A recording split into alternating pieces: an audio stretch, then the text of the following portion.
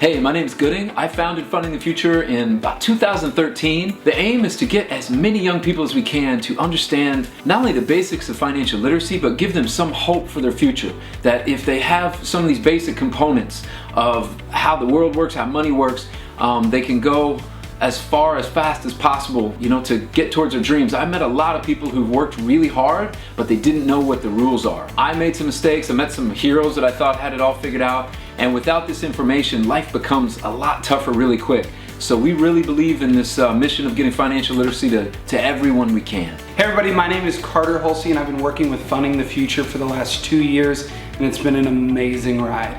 The first time I heard about Funding the Future, I was on tour with Gooding down in Texas, and we were just on the road and he was sharing with me what he does in the charity and nonprofit that he started. And it just got me so excited. I knew no one else was doing something like that, and we're really, really excited to be a part of it. We are The Reminders. I'm Asia Black. Big Samir. And we became a part of Funding the Future after we saw the tremendous work that we were doing. We got to meet Gooding.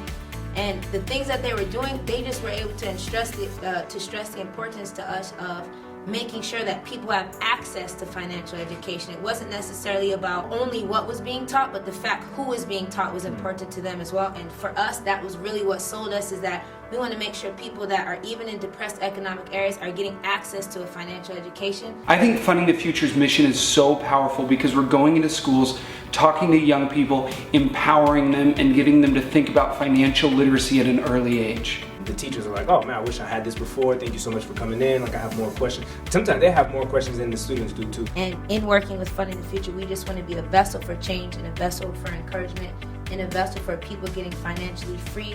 We try to talk about some of the basics, credit score, being careful with student loans, some of these same-day loans where they're charging people 1,000% interest. We just try to cover as many of these basic financial principles to get kids in a good place to move forward.